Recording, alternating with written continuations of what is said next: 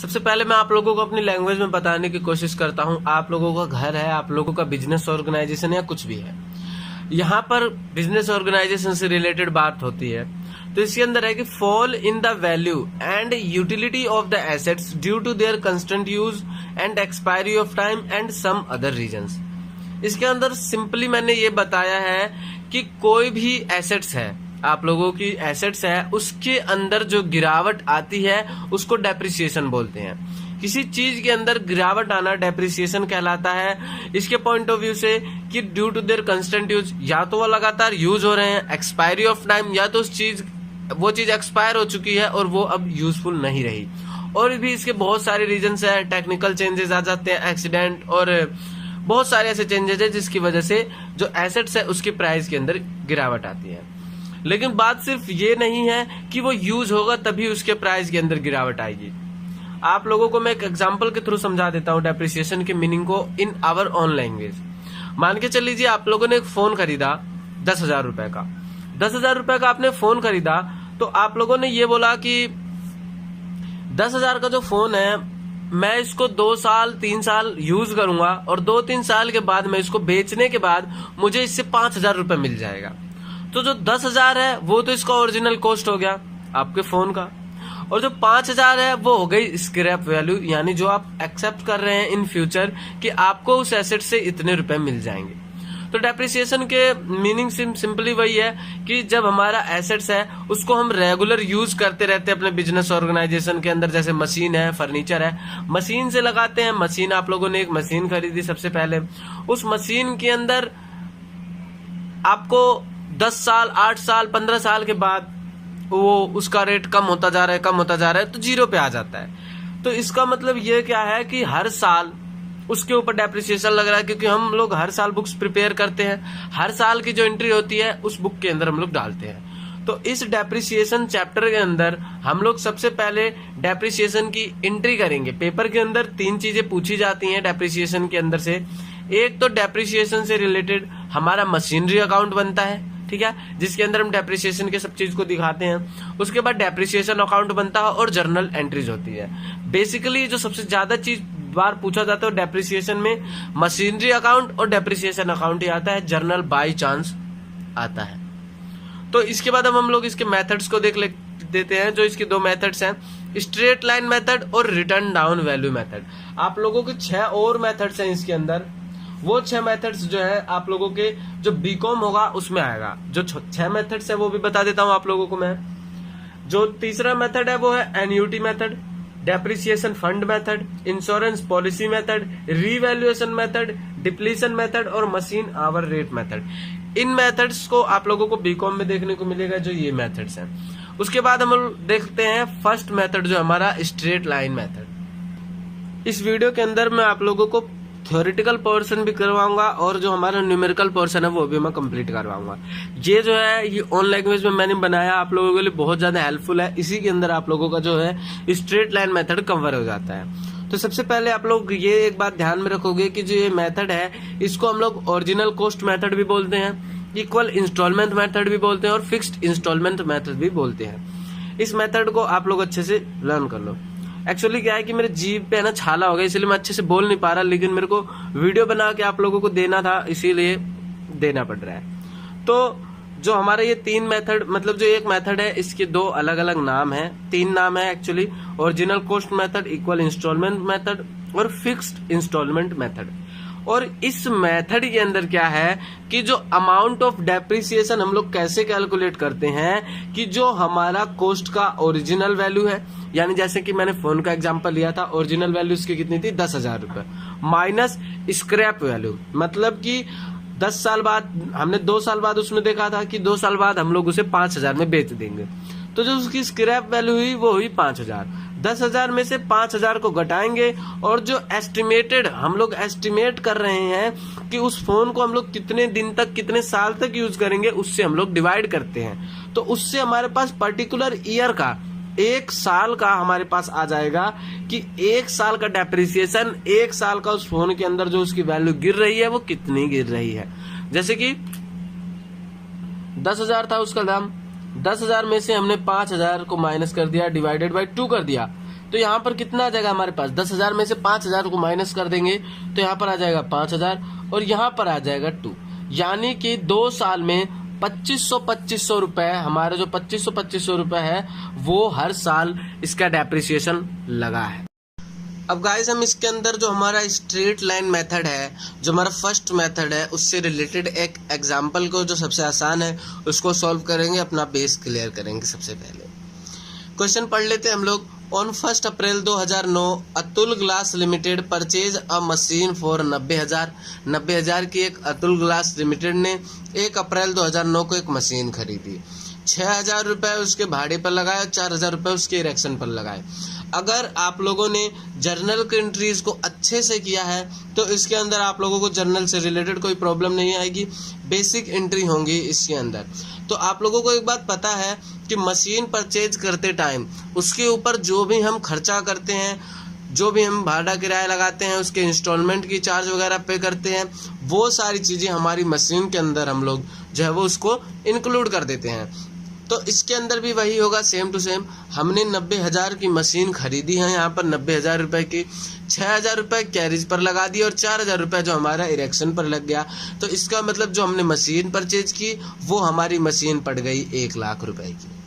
उसके बाद है on the date of purchase, जिस दिन को हमने मशीनरी खरीदी थी परचेज में, इट वॉज एस्टिमेटेड, ये अनुमान लगाया गया, that the effective life of the machine will be 10 years, कि जो हमारी मशीनरी की स्क्रैप, मतलब जो हमारी मशीनरी की इफेक्टिव लाइफ है, मतलब ये मशीन कितने सालों तक हमने एस्टिमेट किया है, 10 सालों तक।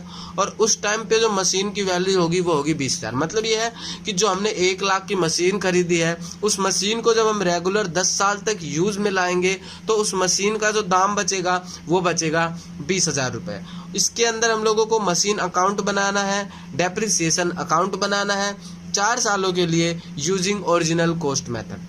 तो सबसे पहले हम लोगों को लेजर बनाना होगा। इसके अंदर लेजर से रिलेटेड मैं आप लोगों को एक ट्रिक बताऊंगा, जिसमें लेजर से रिलेटेड और आप लोगों को कितना भी बड़ा प्रॉब्लम हो, आप लोग उस ट्रिक को याद कीजिए, वो आपका हो जाएगा।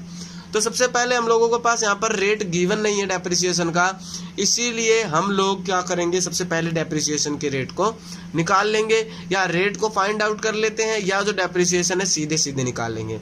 रेट को उस सिचुएशन में फाइंड आउट करना पड़ता है जब हमारा रिटर्न डाउन वैल्यू मेथड लगता है। यहाँ पर सिंपली स्ट्रेट लाइन मेथड है, तो सिंपली हम लोग यहाँ पर जो हमारे डेप्रिसिएशन का अमाउंट है, हम लोग एक फॉर्मूला है जो मैंने अभी थ्योरी करवाई है, उस थ्योरी से फॉर्मूला बनेगा, उस फॉर्मूले को अप्लाई करके हम लोग डेप्रिसिएशन के अमाउंट को फाइंड आउट कर लेते हैं। यहाँ पर हम लोग अपना एनुअल डेप्रिसिएशन निकाल लेंगे। यहाँ पर हमारा एनुअल डेप्रिसिएशन आ जाएगा। एनुअल डेप्रिसिएशन में क्या होता है, मैंने भी बताया था थ्योरी में, कि जो हमारा एसेट्स है उसका ओरिजिनल कॉस्ट। तो सबसे पहले हम लोग यहाँ पर ओरिजिनल कॉस्ट लिख लेंगे, ठीक है, माइनस हम लोग कर देंगे उसकी स्क्रैप वैल्यू, जो उसका मतलब 10 सालों के बाद उसका कितना रेट बचेगा वो होती है स्क्रैप वैल्यू, और अपॉन में एस्टिमेटेड लाइफ ऑफ एसेट्स। उसका एस्टिमेटेड लाइफ मतलब कि वो एसेट्स हमारे पास कितने दिन तक रहेगी, कितने सालों तक।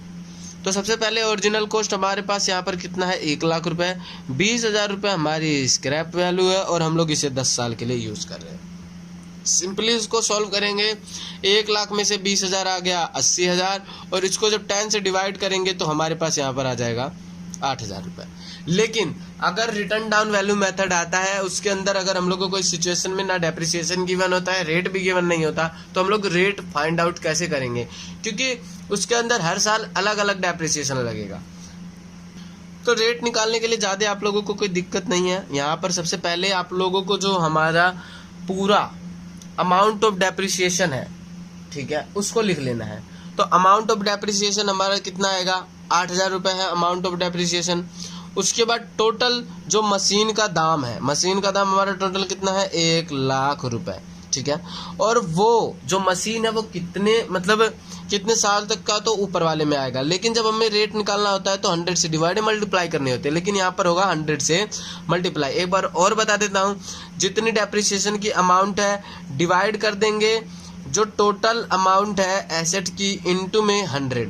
यहाँ पर सॉल्व करेंगे तो हमारे पास आ जाएगा 8%। कर देता हूँ मैं यहाँ पर सॉल्व, 3 0 से 3 0 कट गया, यानी कि 8% के हिसाब से पर ईयर हमारा डेप्रिसिएशन लगेगा।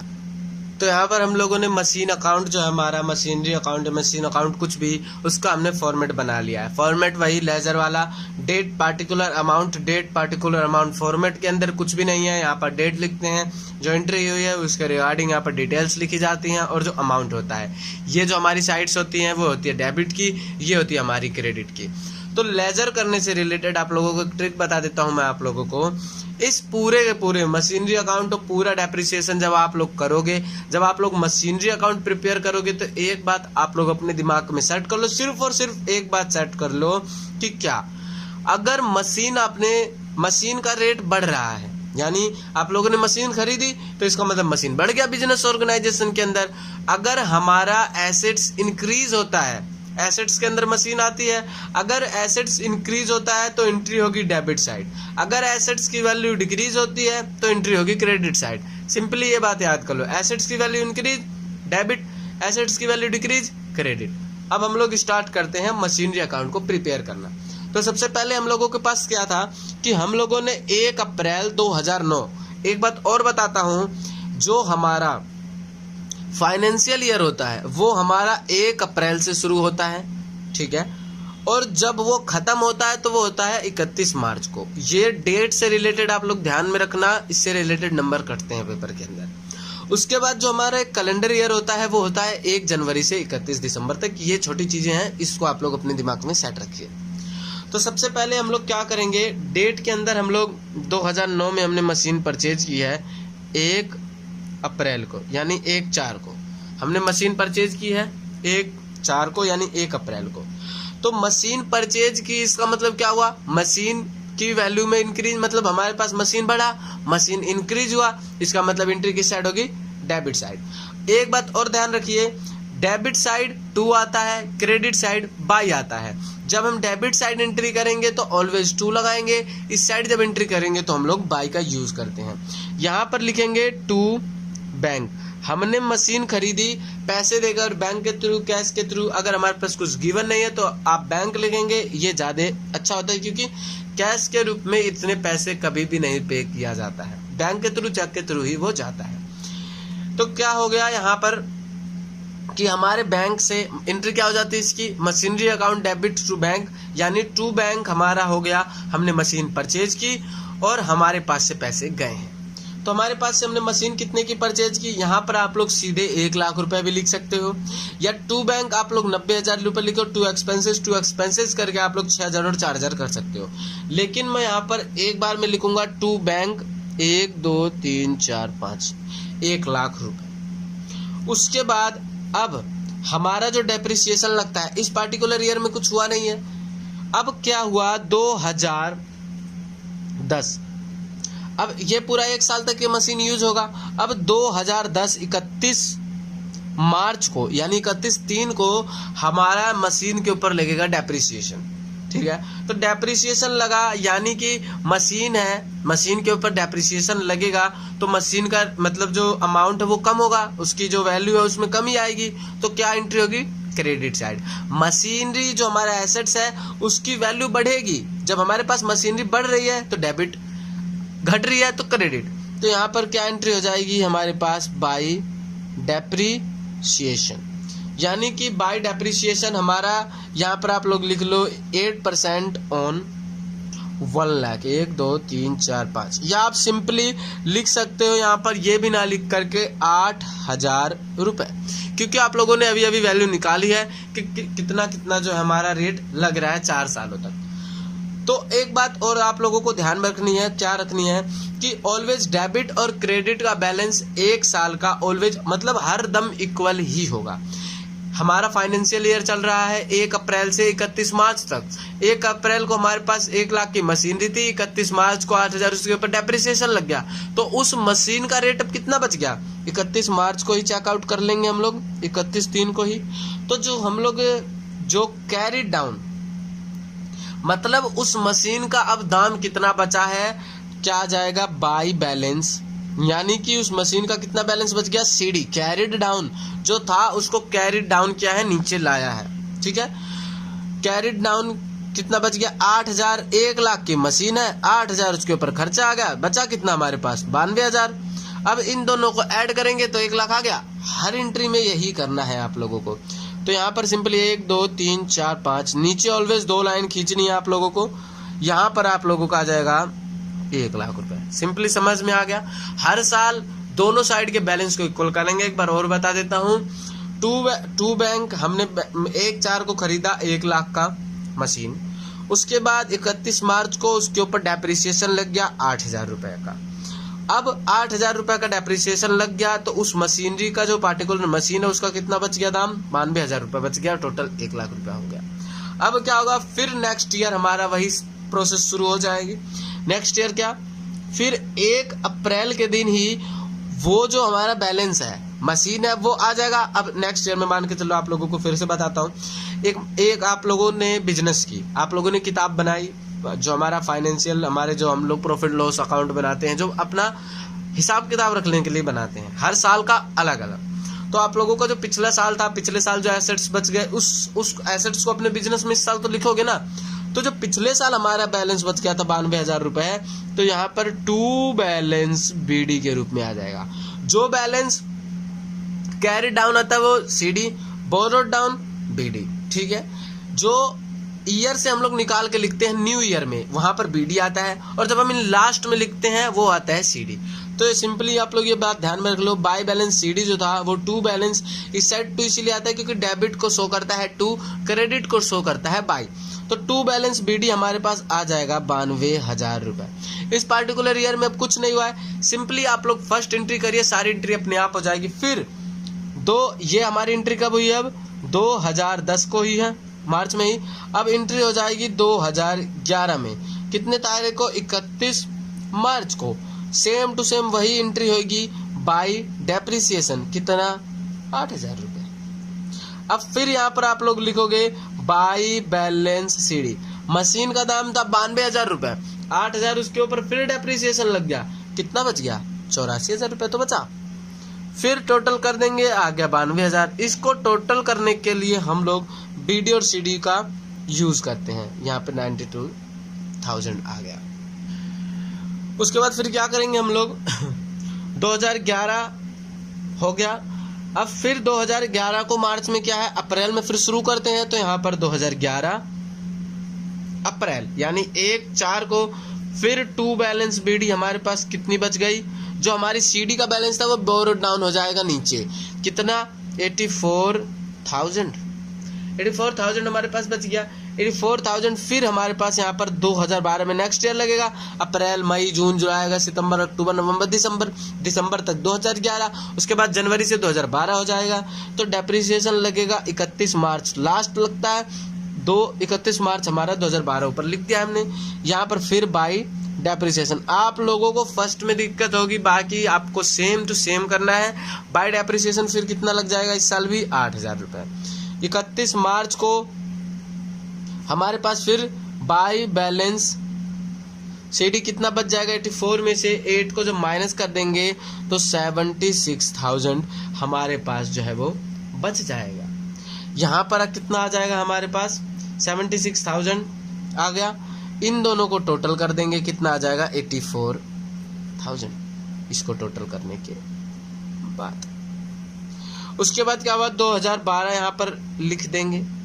1 अप्रैल को फिर जो मशीन हमारी पिछले साल की थी उसको इस साल लाएंगे, यानी कि टू बैलेंस बीडी 76,000 रुपए की मशीन थी। फिर हमारी 2013 नेक्स्ट ईयर हमारी इसके ऊपर डेप्रिसिएशन लगेगी। 31 मार्च को बाय डेप्रिसिएशन कितना लगेगा, 8,000 रुपए का। 8,000 रुपए का फिर डेप्रिसिएशन लग जाएगा।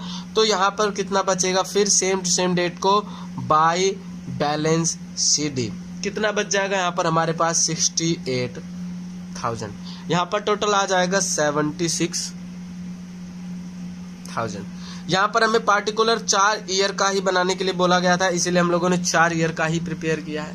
उसके बाद अब हम लोग इसके डेप्रिसिएशन अकाउंट को देखेंगे। डेप्रिसिएशन अकाउंट इससे भी बहुत आसान है, वो हम लोग देखेंगे नेक्स्ट वीडियो के अंदर। हम लोग क्या करेंगे, रिटर्न डाउन वैल्यू मेथड के साथ साथ एक हार्ड एग्जांपल लेके आऊंगा, उसके अंदर कुछ ज्यादा हम लोगों को कैलकुलेशन करने की जरूरत रहेगी। इसमें क्या है, आप लोगों ने एक पर्टिकुलर ईयर बनाया, देन उसके बाद आप लोगों को डेप्रिसिएशन का रेट भी सेम चलता गया और ना कोई उस पर्टिकुलर ईयर कोई भी और एक्स्ट्रा एंट्री हुई है। उसमें क्या होगा, एक्स्ट्रा एंट्री होगी, मशीनरी खरीदी जाएगी और डेप्रिसिएशन का रेट भी चेंज होगा। लेकिन फिलहाल के लिए आप लोग सिर्फ ये बात जो ये डेप्रिसिएशन बता रहा हूँ, मशीनरी अकाउंट सिंपल जब आप लोग समझोगे देन उसके बाद ही आप लोगों को हार्ड लेवल का करवाऊंगा। तो सबसे पहले आप लोगों को ये समझ लीजिए, उसके बाद अब हम लोग देख लेते हैं डेप्रिसिएशन अकाउंट को। डेप्रिसिएशन अकाउंट जो है हमारा, जो आप लोगों ने 3 गोल्डन रूल्स पढ़े हैं उसके ऊपर मैं वीडियो लेकर आऊंगा कि 3 गोल्डन रूल्स क्या है, उसको कैसे आप लोगों को याद करना है। तो इसके अंदर एक नॉमिनल रूल होता है कि जो हमारे सारे खर्चे हैं उनको डेबिट कर दो, जो भी हमारे एक्सपेंसेस हैं ये सारे जो खर्चे हैं उनको डेबिट करेंगे, और जो हमारी इनकम है, प्रॉफिट है, उनको करेंगे क्रेडिट। तो सबसे पहले क्या करेंगे कि पार्टिकुलर जो ईयर है, डेट है, पार्टिकुलर अमाउंट, ये सारी चीज़ें तो आप लोगों को पता ही है। तो डेप्रिसिएशन अकाउंट क्या है, जैसे कि हम लोगों ने किया था साल 2010 में हमारा जो मशीन था उसके अंदर 8,000 रुपये की गिरावट आई थी, यानी डेप्रिसिएशन लगा था।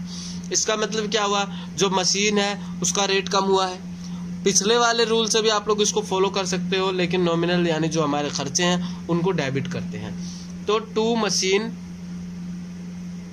अकाउंट मेनली क्या होता है यार, देख लो कि जो हमारा अकाउंट बनता है उसका नाम पूरे में नहीं आता। मतलब अगर डेप्रिसिएशन अकाउंट बना रहे हैं तो डेप्रिसिएशन का नाम पूरे लेजर का जो हम अकाउंट बना रहे हैं उसके अंदर नहीं आएगा। और जो अकाउंट लिखते हैं जैसे टू बैलेंस बीडी, तो ये सारी चीज़ें, और depreciation account by depreciation account उसके साथ लिखना ना भूले। जो मैंने अभी लिखा नहीं है, पिछले जो मैंने अभी किया है, जो हमने मशीनरी अकाउंट बनाई है उसके अंदर हमने जो डेप्रिसिएशन लिखा उसके साथ साथ अकाउंट लिखना, ठीक है। तो क्या है, मशीन के अंदर हमारी रेट में कम हुई है, या उसे मान लीजिए जो हमारा वो पार्टिकुलर एक्सपेंस है 8,000 रुपये का। ये 8,000 रुपये हम लोग अब कहाँ करेंगे, देखिए जब हम लोग ये छोटी मोटी जैसे हमने मशीन परचेज के खर्चा हो गया, या कुछ और भी खर्चा होता है बिजनेस के अंदर, या प्रॉफिट होता है या लॉस होता है, कुछ भी होता है, उसको हम लोग प्रॉफिट एंड लॉस अकाउंट में ट्रांसफर करते हैं। जब हम लोग एट द एंड यानी मार्च में जब हम लोग कंपनी के प्रॉफिट या लॉस, हम लोग ये भी तो पता करेंगे यार कोई बिजनेस काम कर रही है तो लास्ट में ये तो चेकअप करेगी ना कि हमारी बिजनेस ऑर्गेनाइजेशन को फायदा हुआ है या नुकसान हुआ है। तो उस अमाउंट को जो लॉस है या जो प्रॉफिट है उसको हम लोग प्रॉफिट एंड लॉस अकाउंट में ट्रांसफर कर देते हैं। लेकिन जब यहाँ पर कंपनी की बात है, यहाँ पर अकाउंट ऑफ कंपनीज जब हम लोग बनाते हैं तो वहाँ पर हम लोग प्रॉफिट एंड लॉस की जगह statement of profit and loss बनाते हैं, ठीक है। तो इसके अंदर क्या होगा, इसी अमाउंट को हम लोग 31 मार्च को, यानी मार्च 2031 मार्च को हम लोगों ने जिस डेट को हम लोगों का डेप्रिसिएशन था उसी दिन हम लोग 2010 में क्या करेंगे, 31 मार्च के दिन, यहाँ पर 31 मार्च का डेट आएगा 31 मार्च के दिन हम लोग इस अमाउंट को by statement of profit and loss account में इसी अमाउंट को ट्रांसफर कर देंगे 8,000 रुपये।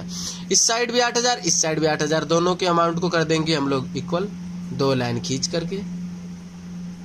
यहाँ पर किसी प्रकार की ना कोई बीडी का झंझट ना कोई सीडी का झंझट, क्योंकि ना कोई बैलेंस बचा है, दोनों साल का अमाउंट क्लियर हो गया।